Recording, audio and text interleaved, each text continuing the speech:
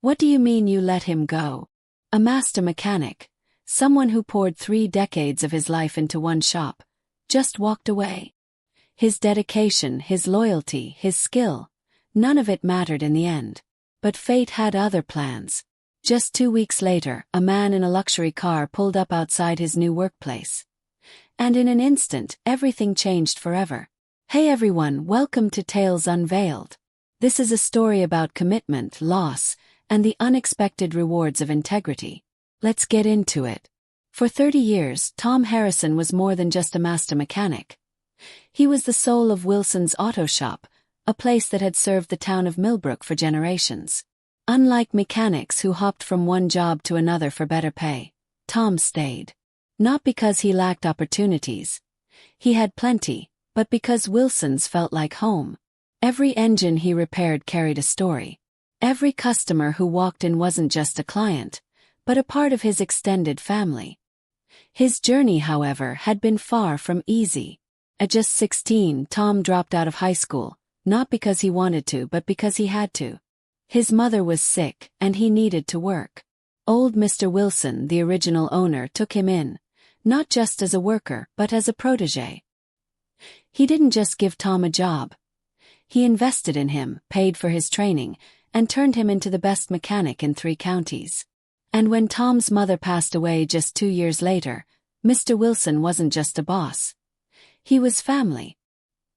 He covered the funeral expenses, made sure Tom had a roof over his head, and never let him lose sight of his potential. Tom repaid that kindness with unshakable loyalty. Over the years, he sacrificed weekends, holidays, and even family moments, all to master his craft. While other mechanics chased bigger paychecks, Tom stayed rooted, refining his expertise, helping customers who couldn't afford repairs, and treating every car like a personal responsibility. He wasn't just a mechanic. He was the guardian of Wilson's Auto. But then, everything changed. 6 months ago, old Mr. Wilson retired, handing over the shop to his nephew Marcus. Unlike his uncle, Marcus didn't see the heart of the business.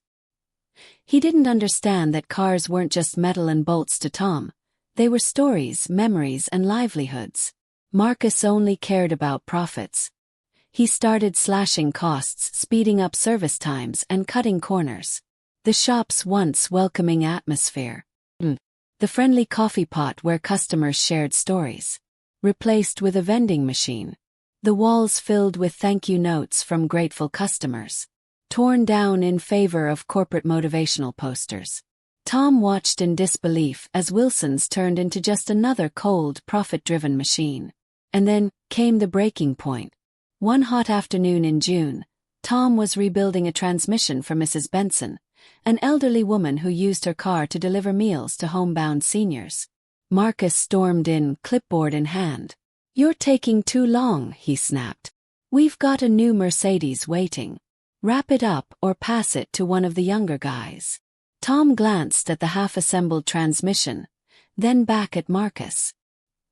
He heard Mr. Wilson's voice in his head, a lesson from decades ago. A mechanic who rushes is a mechanic who fails. Tom's voice was steady but firm. "People trust us with their safety. I won't compromise that for speed." Marcus's face turned red. His response, cold and heartless. "Maybe you're too old school for modern business," he scoffed. "We need mechanics who understand efficiency. Clean out your bay by the end of the day."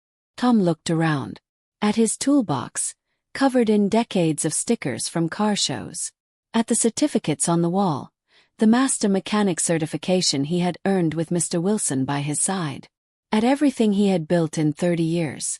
Without a word, he started packing his tools. He didn't argue, didn't beg. He left the same way he had always worked, with dignity, pride, and professionalism. The news spread like wildfire. Customers were furious. The local classic car club, whose members trusted only Tom, immediately pulled their business. Other mechanics, even some of the younger ones Marcus had hired, walked out in solidarity. Marcus didn't realize that Tom wasn't just an employee. He was a legend. Within days, Shop owners and collectors were scrambling to hire him. And one man in particular had been waiting for this moment for years. Howard Donovan, owner of Elite Motors, had tried for years to get Tom on his team. The moment he heard the news, he made his offer. Head mechanic, full control over training, and complete authority over quality standards. Tom had bigger offers from bigger cities, but he wasn't looking for money. He just wanted to work the right way. So he joined Elite Motors. And at Wilson's Auto, it was chaos. Repairs that once took a day dragged on for weeks. Customers left in droves. The rushed repairs, backfiring constantly, forcing people to come back. And then 2 weeks later, a gleaming Bentley Continental GT pulled up outside Elite Motors. Tom, working on a classic Jaguar, recognized the voice immediately. It was Marcus. But this wasn't the same arrogant, overconfident boss from before. This Marcus looked tired, defeated, desperate. Uncle Wilson's coming out of retirement, he admitted, voice heavy with regret. He told me his biggest mistake was not making you a partner years ago. I was wrong, Tom. The shop needs you, not just your skills but your heart. Tom was ready to refuse. He had moved on. But then Marcus placed a thick folder on the workbench. We want to make you a full partner, he said. Uncle Wilson is restructuring the shop. You'll have control over quality, training, everything. The way it should have been. Today Wilson and Harrison Auto Shop still stands, stronger than ever. Tom returned, not as an employee but as an owner. And Marcus. He learned that sometimes the most valuable assets in a business aren't numbers on a spreadsheet, they're people. Marcus's former office. Now a training center, where Tom passes down his decades of knowledge to the next generation. And the lesson: integrity might cost you in the short run, but it always finds its way back to you. Sometimes walking away isn't the end, it's just the beginning of something better. Love this story? Hit that like button, subscribe, and check out the next video on your screen. You won't want to miss it.